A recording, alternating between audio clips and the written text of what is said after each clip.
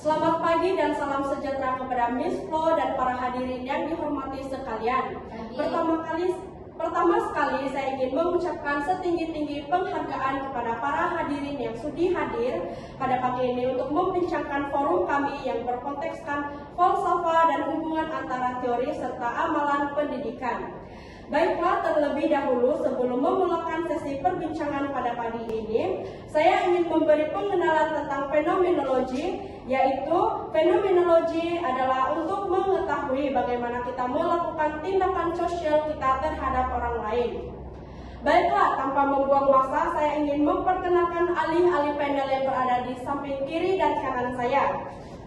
Saya Florida Lowin Raymond selaku moderator forum pada pagi ini. Selamat pagi, saya Dr. Eni Octavia selaku Professor of Educational Psychology. Selamat pagi, moderator dan para hadirin. Saya Dr. Eva Lia, Professor of Educational Theory. Thank you. Oke, saya Miss Siti Nuraisyah, merupakan Master in Psychology of Harvard University. Saya Cikgu Jessilius selaku Pengetua Sekolah SMK Nambayan. Dan saya Dr. Delsina Edrin alias Alfonso, merupakan Professor Chairman of Education of Solution. Terima kasih. Wah, begitu mantap sekali sesi perkenalan panel-panel kita pada pagi ini. Begitulah sesi perkenalan daripada alih-alih panel sebentar tadi. Baiklah, panel pertama, adakah Anda sudah bersedia? Iya, saya sudah bersedia. Baiklah, kita akan mengajukan soalan yang berbunyi seperti ini. Apakah sumbangan Edmund Husserl kepada pemikiran fenomenologi? Oke. Pada pendapat saya, sumbangan Edmund Husserl kepada pemikiran fenomenologi adalah yang pertama, pengertian. Ini pengertian melalui fenomena dan esensi. Husserl membedakan antara fenomena, yaitu apa yang muncul dalam pengalaman, dan esensi, yaitu sifat, yang lebih dikenali sebagai kesan daripada fenomenologi. Untuk memahami esensi dari fenomena, Edmund Husserl menggunakan teknik redaksi fenomenologis untuk menjabarkan elemen-elemen dasar dan pengalaman. Selain itu, Edmund Husserl juga melakukan kritik terhadap positivism dan empirism.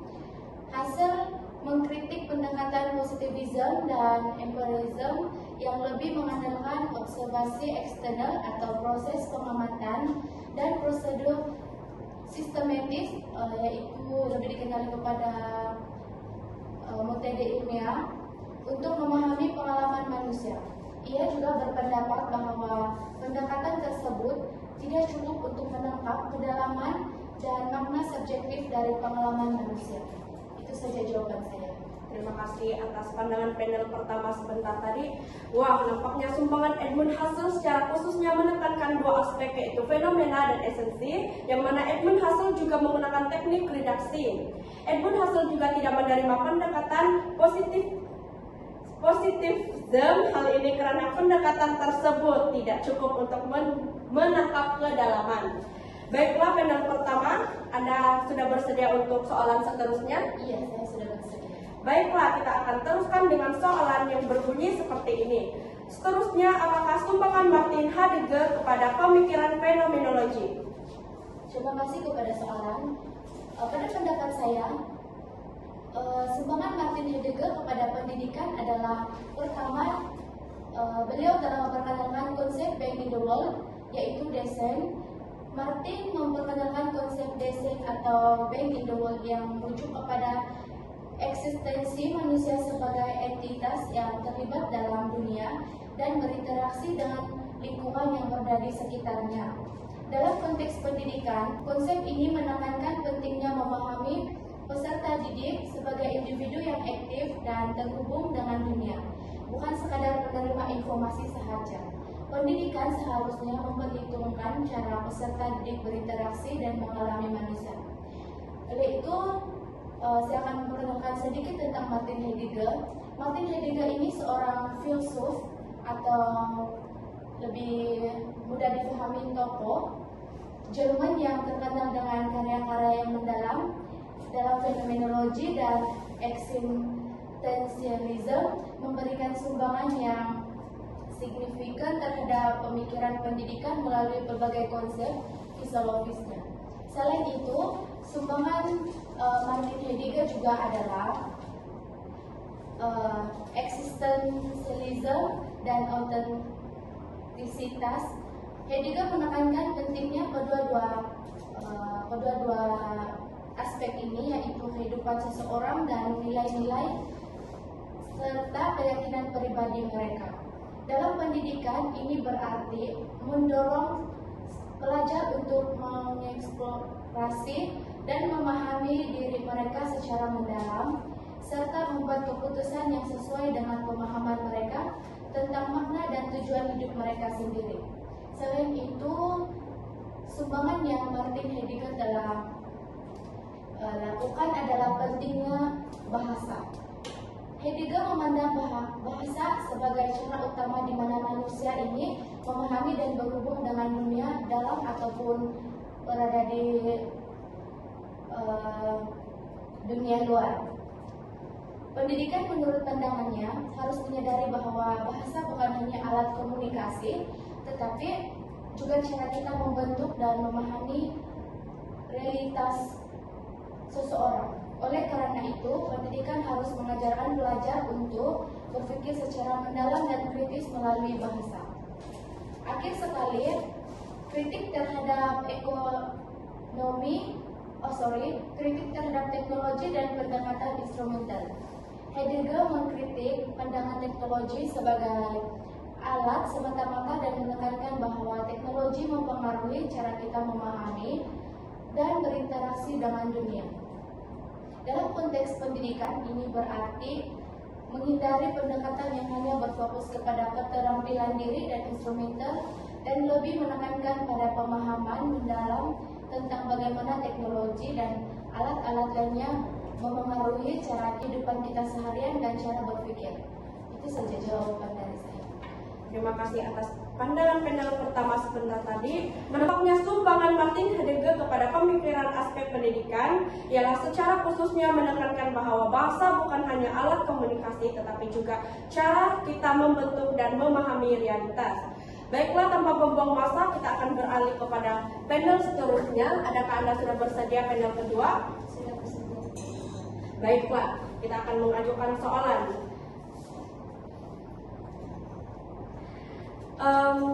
Bagaimanakah pengalaman individu tentang peristiwa tertentu membentuk pemahaman mereka tentang fenomenologi? Dipersilakan panel kedua.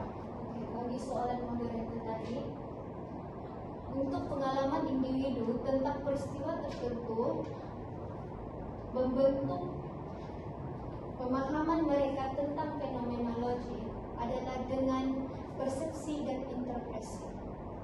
Setiap individu mempunyai latar belakang sendiri, nilai dan kepercayaan yang berbeza-beza. Pengalaman pribadi akan mempengaruhi cara mereka berpikir, melihat, dan mentafsir peristiwa.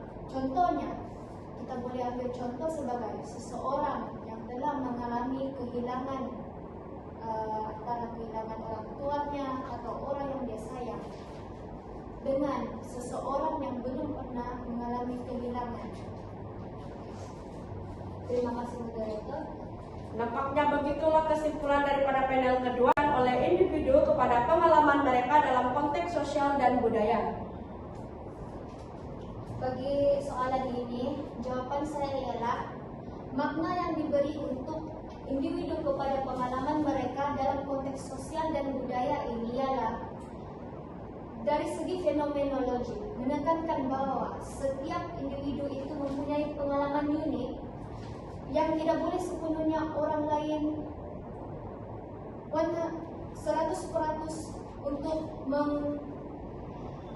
menirunya, atau difahami oleh orang lain lah.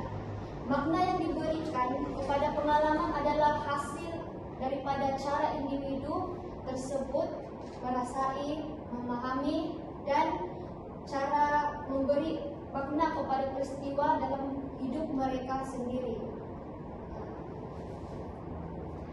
Terima kasih atas pandangan tentang konteks ini, yang mana fenomenologi menekan bahwa setiap individu mempunyai pengalaman unik yang tidak boleh sepenuhnya dipahami oleh orang lain.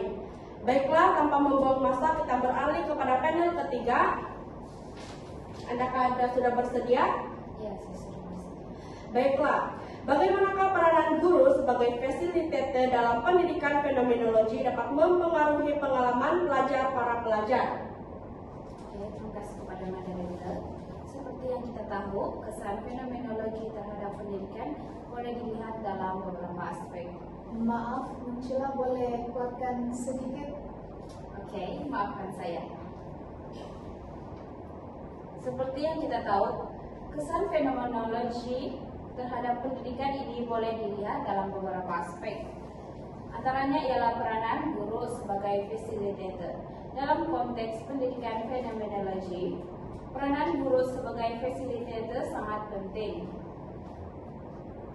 Ini karena guru bukan hanya untuk menyampaikan ilmu, tapi juga untuk membantu pelajar menghayati pengalaman mereka sendiri dengan mencipta persekitaran yang menyokong.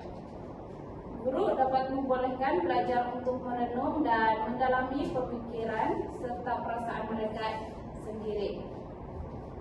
Guru juga dapat membantu pelajar membina makna dari pengalaman belajar, menjadikan proses pendidikan lebih mendalam dan bermakna. Pendekatan ini menggalakkan interaksi yang lebih aktif, di mana pelajar merasa dihargai dan terlibat dalam pembelajaran mereka. Itu saja daripada saya. Terima kasih atas pandangan panel ketiga. Nampaknya kesimpulan peranan guru sebagai fasilitator dalam pendidikan fenomenologi adalah tidak hanya menyampaikan ilmu, tetapi juga berperanan penting dalam memberikan pendidikan serta membimbing proses sukatan pembelajaran. Baiklah, kita akan beralih kepada soalan seterusnya, masih kepada panel yang ketiga. Apakah yang dimaksudkan ke kurikulum fenomenologi dan bagaimanakah ia berbeza daripada ke kurikulum tradisional? Dipersilakan panel yang ketiga. Oke, terima kasih atas soalannya. Seperti yang kita tahu, falsafah fenomenologi mempunyai kesan yang mendalam terhadap kurikulum pendidikan. Dalam konteks ini, kurikulum bukan hanya sekadar susunan subjek atau mata pelajaran, tetapi merupakan suatu proses yang menekankan pengalaman subjektif pelajar. Dengan pendekatan fenomenologi, kurikulum dirancang untuk memberi ruang kepada pelajar menghayati dan menerka pengalaman mereka sendiri. Hal ini dapat menyokong mereka untuk mencari makna dalam konteks kehidupan seharian. Masuk dalam perbezaan, salah satu perbezaan utama dengan pendekatan tradisional adalah tumpuan kepada pembelajaran berasaskan pengalaman. Dalam kurikulum fenomenologi, pelajar digalakkan untuk terlibat secara aktif melalui aktivitas berpikir, refleksi, dan perbincangan. Ini membantu mereka menghubungkan pengetahuan dengan realiti hidup mereka, menjadikan pembelajaran lebih relevan dan bermakna. Selain itu, pendekatan ini juga menggalakkan pemikiran kritis dan kreatif karena pelajar didorong untuk melihat sesuatu dari berbagai sudut dan mengembangkan pemahaman yang lebih mendalam. Dengan memfokuskan pada pengalaman subjektif, kurikulum fenomenologi dapat membantu dalam membentuk identitas pelajar dan memperkaya proses pembelajaran mereka secara keseluruhan. Itu saja daripada saya. Terima kasih panel yang ketiga. Baiklah, nampaknya terlihat perbezaan yang amat ketara dalam kedua aspek ini, ialah pendekatan tradisional adalah tumpuan kepada pembelajaran berasaskan pengalaman. Baiklah, untuk tanpa membuang masa lagi, kita beralih kepada panel keempat. Adakah Anda sudah bersedia? Sudah. Baiklah, soalan yang ingin saya ajukan kepada panel keempat adalah, apakah hubungan antara teori, falsafah, dan amalan pendidikan?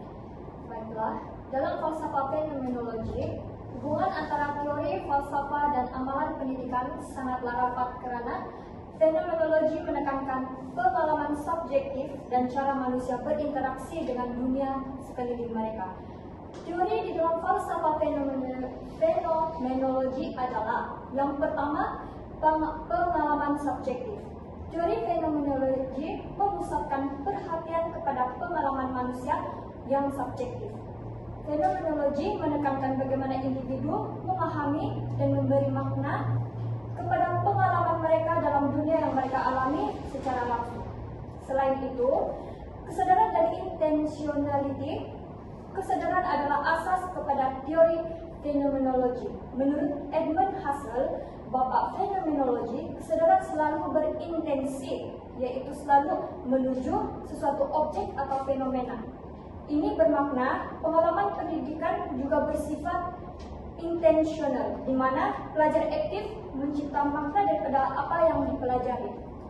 Bagi falsafah pula, di dalam fenomenologi pendidikan adalah pengalaman sebagai asas pengetahuan. Falsafah pendidikan dalam fenomenologi menekankan bahwa pengetahuan tidak hanya sesuatu yang dapat dipindahkan dari guru kepada pelajar. Manakala amalan pendidikan berdasarkan fenomenologi adalah pengalaman langsung dalam pembelajaran. Dalam amalan fenomenologi mendorong pembelajaran yang berpusat pada pengalaman langsung dan konteks. Terima kasih. Nampaknya hubungan antara teori, falsafah, dan amalan pendidikan. Kesimpulan daripada keterangan panel ini adalah pengalaman yang subjektif dari aspek fenomenologi, manakala dalam aspek falsafah pula adalah asas pengetahuan. Falsafah pendidikan, dan yang terakhir adalah konteks amalan pendidikan pula adalah pengalaman langsung dalam pembelajaran. Baiklah, kepada soalan seterusnya masih kepada panel keempat. Menurut Anda, apakah kepentingan teori, falsafah, dan amalan pendidikan di dalam fenomenologi? Dipersilakan. Kepentingan teori, falsafah, dan amalan pendidikan adalah teori dalam pendidikan membantu memahami bagaimana pelajar mengalami pembelajaran secara pribadi. Falsafah fenomenologi pula menekankan bahwa pendidikan perlu berasaskan pengalaman pelajar. Dari segi amalan pendidikan, fenomenologi dalam pendidikan mendorong guru lebih mendengar dan memahami perspektif pelajar. Secara keseluruhannya, fenomenologi dalam pendidikan mewujudkan pendekatan yang lebih empati di mana pengalaman dan pandangan pelajar menjadi pusat proses pembelajaran. Terima kasih. Wah, begitulah kesimpulannya tentang pendapat panel keempat tentang pandangannya dalam aspek tersebut. Yang mana keseluruhannya fenomenologi dalam pendidikan mewujudkan pendekatan yang lebih empati, di mana pengalaman dan pandangan pelajar menjadi pusat proses pembelajaran. Baiklah, kita beralih kepada panel terakhir kita. Adakah Anda sudah bersedia? Sudah. Baiklah, apakah kesan fenomenologi kepada pendidikan? Terima kasih moderator kita pada hari ini. Oke, baiklah. Kesan fenomenologi kepada pendidikan terbahagi kepada beberapa aspek lah. Fenomenologi dalam pendidikan ini membawa kesan yang mendalam, terutamanya dalam cara pendidik dan pelajar memahami dan menghayati pengalaman pelajaran. Kesan yang pertama ialah pengalaman subjektif pelajar, di mana fenomenologi menekankan kepentingan pengalaman subjektif setiap individu. Oleh itu, murid dilihat sebagai individu dengan perspektif unik dan proses pembelajaran yang disesuaikan untuk mengiktiraf dan menghargai pengalaman pribadi mereka.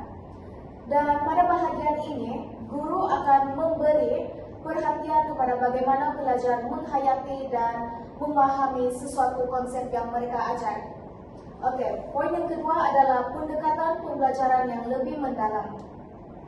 Fenomenologi menggalakkan pelajar untuk memahami sesuatu konsep dengan lebih mendalam melalui pengalaman langsung dan refleksi kritikal. Oleh itu, pelajar digalakkan untuk memahami sendiri, merasai dan berpikir tentang apa yang mereka pelajari, bukan hanya sekedar menghafal fakta yang guru ajar. Oke, dan kesan yang terakhir bagi fenomenologi kepada pendidikan ialah menumbuh kesadaran diri. Fenomenologi juga memberi penekanan kepada kesadaran diri pelajar terhadap proses pembelajaran seharian mereka. Oke, ini dapat membantu pelajar untuk lebih memahami cara mereka belajar dan bagaimana pengalaman mereka mempengaruhi pemahaman mereka. Amat menarik. pandangan panel 5 sebentar tadi, yang mana menurut beliau terdapat 3 kesan fenomenologi, yang mana kesan dalam aspek ini berunsurkan ke arah positif yang dapat memberikan impak yang bermanfaat dalam pendidikan. Baiklah, dengan soalan seterusnya, Anda sudah bersedia? Ya. Apakah kesan fenomenologi kepada pembangunan kurikulum? Baiklah, terima kasih atas soalan tersebut. Pendekatan fenomenologi dalam pembangunan kurikulum ini membawa perspektif yang unik dan berfokus kepada pengalaman. Seterusnya, dia juga berfokuskan kepada pemahaman subjektif pelajar serta guru. Perkara ini akan mempengaruhi cara kurikulum, bagaimana ia dibentuk, disampaikan, dan dinilai. Kesan yang pertama ialah pendekatan berpusatkan pelajar. Fenomenologi ini menekankan pengalaman individu, oleh itu kurikulum yang dibina haruslah berasaskan pendekatan yang akan memberi cenderung tumpuan kepada keperluan dan pengalaman subjektif pelajar. Hal ini sekaligus akan menghasilkan kurikulum yang lebih fleksibel yang disesuaikan dengan latar belakang murid, contohnya minat dan cara pembelajar setiap pelajar mengaplikasikan mereka. Dan kesan yang kedua ialah pembelajaran berdasarkan pengalaman. Kurikulum yang terinspirasi oleh fenomenologi mengutamakan pengalaman langsung belajar dalam proses pembelajaran. Di sini kita dapat lihat daripada hanya memberi tumpuan kepada teori dan hafalan kurikulum ini juga akan merangkumi lebih banyak aktiviti yang membolehkan pelajar mengalami sendiri, sama ada melalui eksperimen, lawatan lapangan atau proyek pembelajaran berasaskan community yang kita buat di sekolah. Wah, nampaknya begitulah kesimpulan yang diberikan serta pandangan tentang kesan fenomenologi pembangunan kurikulum, yaitu pendekatan berpusatkan pelajar dan pembelajaran berasaskan pengalaman. Baiklah, tanpa membuang masa, kita beralih kepada 2 soalan spesifik. Adakah para panel sekalian sudah bersedia? Iya, sudah. Baiklah, kita akan pergi kepada soalan yang pertama, yaitu bagaimanakah fenomenologi dapat membantu memahami pengalaman, emosi, dan perasaan. Baiklah, dipersilakan kepada para panel-panel sekalian. Bolehkah saya mendahului untuk memberikan Dipersilakan jawaban? dialu-alukan. Pada pandangan saya, soalan yang pertama yaitu berbunyi, bagaimanakah fenomenologi dapat membantu memahami pengalaman emosi atau perasaan? Jawaban saya adalah berfokus kepada pengalaman subjektif. Kamu setuju? Sangat setuju. Saya teruskan, fenomenologi menekankan pentingnya bagaimana seseorang merasakan dan mengalami pentingnya bagaimana emosi mereka, fenomenologi menekankan pentingnya bagaimana seseorang merasakan dan mengalami emosi mereka sendiri. Ini memungkinkan peneliti untuk menyelami pengalaman individual tanpa mengeneralisasikan atau mengurangi kompleksitas emosi tersebut. Bagaimana? Saya ingin mengulas sedikit Dr. Edi punya poin. Baiklah, bagi saya ialah fenomenologi ini dia membantu kita untuk memahami sendiri perasaan ataupun emosi kita. Hal ini karena filosofer sendiri mereka berkongsi pengalaman ataupun yang mereka rasai kepada orang ramai. Bagaimana fenomenologi ini dapat membantu mereka merasai ataupun mereka mengungkapkan perasaan ataupun emosi mereka terhadap sesuatu perkara. Contohnya secara pribadi, kita dapat lihat apabila kita dalam keadaan marah, kita secara otomatiknya perasaan ataupun diri kita sendiri kita dapat mengetahui sama ada kita marah ataupun tidak. Jadi tokoh-tokoh tersebut juga mereka akan berkongsi bagaimana mereka di dalam keadaan marah. Ya. Oke, saya ingin menambah sedikit saja. Baiklah, fenomenologi adalah pendekatan falsafah yang mempelajari pengalaman ataupun fenomena. Terima kasih kepada panel yang telah memberikan pandangannya tentang soalan pertama spesifik sebentar tadi. Baiklah, kita akan beralih kepada soalan spesifik yang kedua yang berbunyi, apakah pemahaman Anda tentang fenomenologi? Oke, boleh saya mendahului sekali lagi? Sangat dialu-alukan. Oke, terima kasih. Soalan moderator sebentar tadi yaitu apakah pemahaman saya tentang fenomenologi tepat? Ya. Oke, jawaban saya adalah fenomenologi mengutamakan pengalaman individu dan bagaimana mereka memahami dunia dalam atau dunia luar. Ini juga berarti bahwa peneliti berusaha untuk melihat sudut pandang orang yang mengalami sesuatu fenomena sehingga berlakunya perubahan emosi dan perasaan seseorang individu. Oke, baiklah. Bagi saya, pemahaman saya berkaitan dengan fenomenologi ini ialah cara kita mengaplikasikannya dalam kehidupan seharian kita. Oke, di mana-mana pun tempat kita pergi, kita akan menghadapi pelbagai situasi yang menarik ataupun sukar. Jadi pengertian saya berkaitan dengan fenomenologi ini ialah bagaimana kita untuk menghadapi ataupun mengatasi masalah yang bakal kita hadapi dari pada masa kini ataupun pada masa hadapan. Dan fenomenologi ini juga bagi saya ialah dia sangat membantu kerana dia dapat menguji emosi kita serta pemikiran kita untuk menjadi seseorang yang lebih matang dan profesional daripada masa ke semasa. Terima kasih. Terima kasih kepada panel pertama dan panel kelima sebentar tadi atas pandangan mereka tentang apakah pemahaman Anda tentang fenomenologi.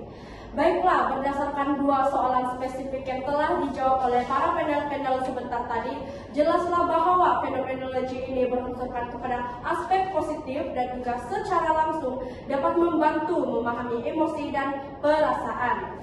Nampaknya kita sudah pun berada di penghujung rancangan, walau bagaimanapun begitu banyak sekali ilmu yang dapat dikongsikan pada pagi ini. Terima kasih pada para panel-panel sekalian karena sudah sudi hadir dan atas kerjasama dan juga pandangan yang cukup mantap pada pagi ini. Baiklah, sebelum menutup tirai forum kita pada hari ini, terimalah pantun yang berbunyi, tuailah padi antara masak, esok jangan layu-layuan, untailah kami antara rampak, esok jangan rindu-rinduan.